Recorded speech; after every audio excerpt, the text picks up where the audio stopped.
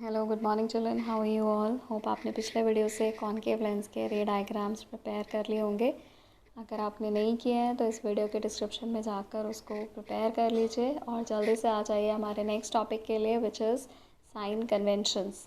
तो चिल्ड्रन, सबसे पहली बात कि हमें साइन कन्वेंशंस की ज़रूरत क्यों होती है।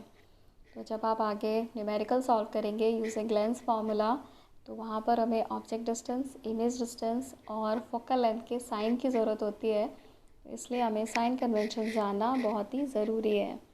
तो लेट अस सी कि क्या क्या साइन कन्वेंशंस हमें यूज़ करने हैं।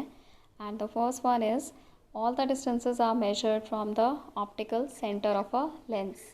तो जितने भी डिस्टेंसेस आप मेजर करेंगे वो सभी ऑप्टिकल सेंटर से मेजर करेंगे।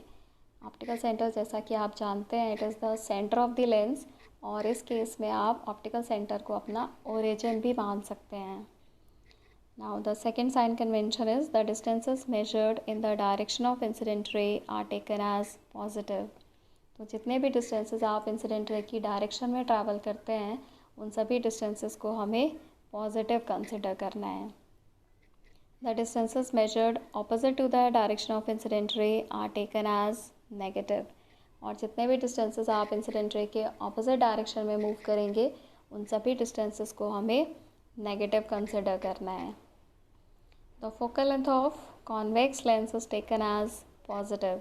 तो चिल्ड्रन, जब भी आप कॉन्वेक्स लेंस की फोकल लेंथ का साइन रखेंगे वो हमेशा पॉजिटिव रखेंगे। The focal length of concave lens is taken as negative.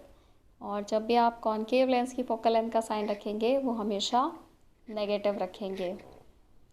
Now coming on to our main topic, which is lens formula. So what is lens formula? So this formula gives a relation between object distance, image distance and focal length of a lens. तो lens formula हमें क्या बताता है? It gives a relation between object distance, image distance and focal length. And the formula is like this: 1 upon f is equal to 1 upon v minus 1 upon u, where f is focal length of the lens, v is image distance and u is object distance. Now let us see one more term which is related to lens formula, and the term is linear magnification. तो children, जैसा कि आपको पता है, word magnification का मतलब है to magnify और बड़ा करना।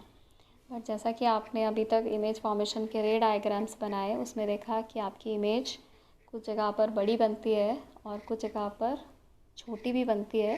तो मैग्नीफिकेशन वर्ड का मतलब यहाँ पर केवल बड़ा करना नहीं है। यहाँ पर मैग्नीफिकेशन वर्ड का मतलब है कि आपकी जो इमेज की हाइट है वो ऑब्जेक्ट के रिस्पेक्ट में कितनी है, ये हमें मैग्नीफिकेशन से पता चलती है। तो according to definition, the ratio of height of image to height of object is called linear magnification. तो ये एक रेशियो है हाइट ऑफ इमेज और हाइट ऑफ ऑब्जेक्ट का। It is denoted by small m, इसको हम स्मॉल m से denote करते हैं।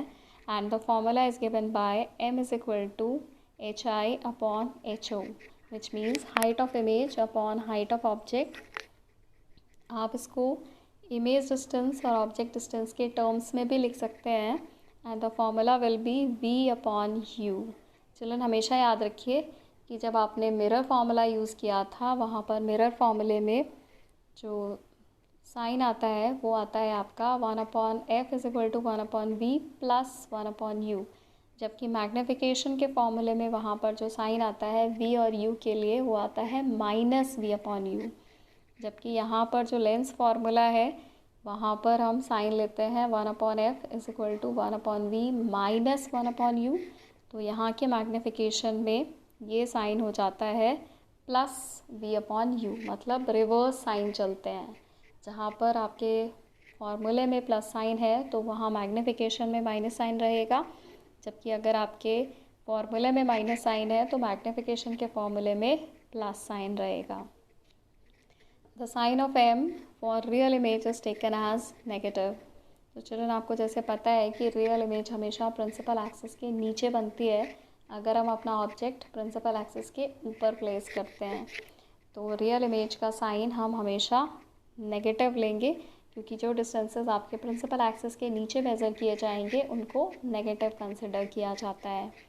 The sign of m for virtual image is taken as positive.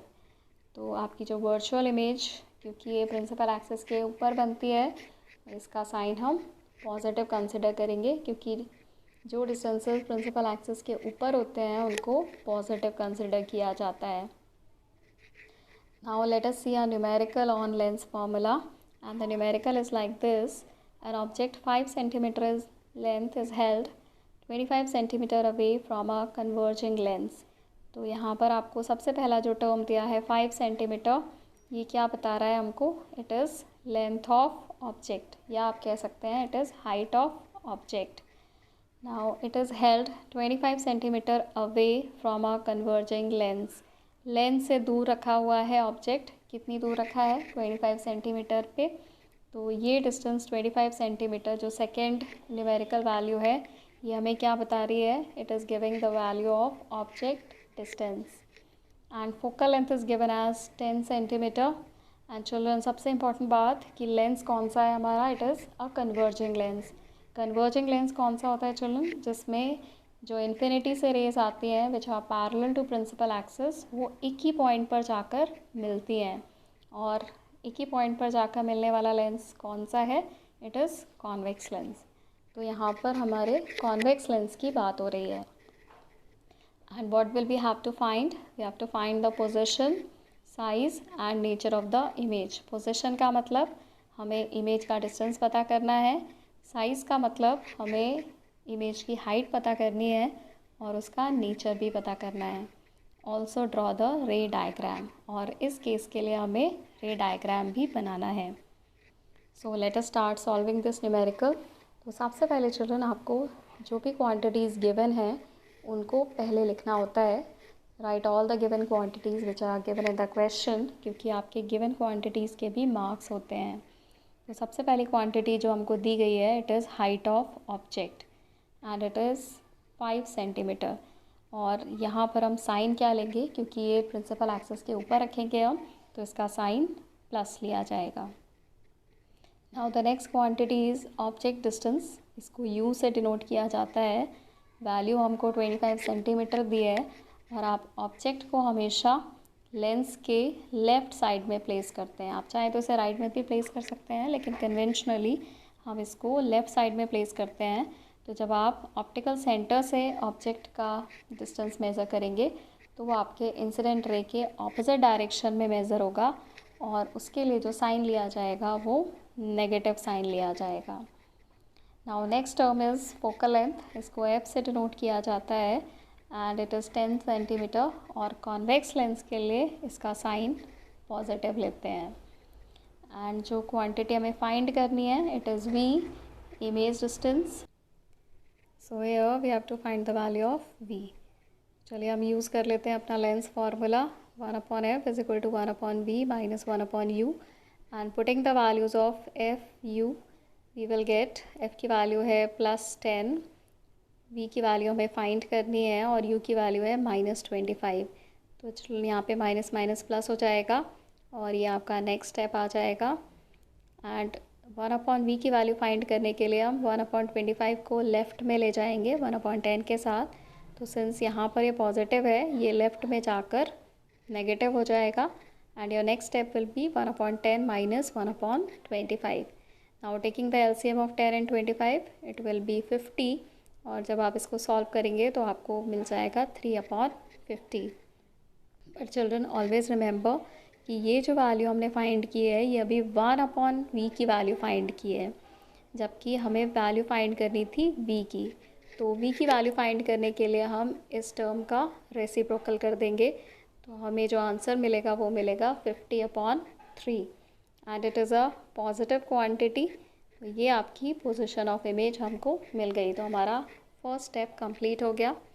Now हमें साइज़ फाइंड करना है। तो साइज़ के लिए हमें निकालना होता है magnification, and the formula for magnification is height of image upon height of object which is HI/HO, and it is also equal to V/U। Now putting the values, HI हमें फाइंड करना है, HO की value है +5, V की value अभी हमने निकाली है, इट इज़ 50/3, एंड U की वैल्यू थी -25। तो जब आप 25 से 50 को कैंसिल करेंगे you will get 2 and transposing 5 to the other side you will get -5 into 2/3 which is -10/3 and it is -3.3 centimetre. तो आप देख सकते हैं कि जो हमारी इमेज आई है उसकी हाइट ऑब्जेक्ट की हाइट से कम है। So your image is diminished in nature, मतलब छोटी इमेज यहाँ पर बनी है। और नेचर फाइंड करने के लिए हमें एम का साइन देखना होता है। तो यहाँ पर क्योंकि एम का साइन नेगेटिव आया है और जैसा कि अभी आपने पढ़ा जिस इमेज का साइन नेगेटिव होता है, अगर एम की वैल्यू नेगेटिव आती है तो वो रियल एंड इन्वर्टेड इमेज है। तो यहाँ पर हमारा जो नेचर है इमेज का वो रियल एंड इन्वर्टेड है। चलो अगर यही साइन पॉजिटिव आया होता तो हमारी जो इमेज होती है वो वर्चुअल एंड इरेक्ट इमेज होती। अब इसका रे डायग्राम देख लेते हैं। तो यू हमें दिया हुआ था -25 सेंटीमीटर, इसको हमने लेफ़्ट में बना लिया है अपना object. And focal length is given as 10 centimetre, तो आपने फोकल लेंथ भी बना लिया यहाँ पर। और जो हमने वी की वैल्यू निकाली थी इट वाज 16.7 सेंटीमीटर। तो चलो अगर आप एफ़ को डबल करेंगे तो आपको 2f की वैल्यू मिल जाएगी। तो 10 का डबल हो गया 20। और यहाँ पर आप v की वैल्यू अगर देखें तो ये f और 2f के बीच में लाई कर रही है। f से बड़ी है क्योंकि ये 10 से बड़ी है और 2f से छोटी है क्योंकि ये 20 से कम है। इसका मतलब जो हमारी इमेज मिली है वो हमें f और 2f के बीच में मिली है। तो हमें यहाँ पर वो केस कंसिडर करना है जहाँ पर इमेज हमें f और 2f के बीच में मिले। और जो आप ऑब्जेक्ट देख रहे हैं क्योंकि फोकल लेंथ 10 सेंटीमीटर है और 2f करने पर ये 20 हो जाएगा, जबकि हमें ऑब्जेक्ट जो दिया है वो 25 सेंटीमीटर पे दिया है। इसका मतलब हमने अपने ऑब्जेक्ट को कहाँ रखा है, बियॉन्ड 2f। और बियॉन्ड 2f का रे डायग्राम आप अच्छे से प्रैक्टिस कर चुके हैं। जब भी ऑब्जेक्ट हमारा बियॉन्ड 2f रखा होता है तो हमें f और 2f के बीच में एक रियल इन्वर्टेड और डिमिनिश्ड इमेज मिलती है। तो आपको वही वाला रे डायग्राम इस केस में ड्रॉ करना है। तो चलो इस तरह से लेंस फॉर्मूले का यूज़ करके न्यूमेरिकल सॉल्व करते रहिए, प्रैक्टिस कर लीजिए, क्योंकि बोर्ड एग्ज़ाम में इसका एक क्वेश्चन ज़रूर आता है और आपको ये तब तक नहीं आएगा जब तक आप इसकी अच्छे से प्रैक्टिस नहीं करेंगे। Keep practising, keep learning, till then good bye.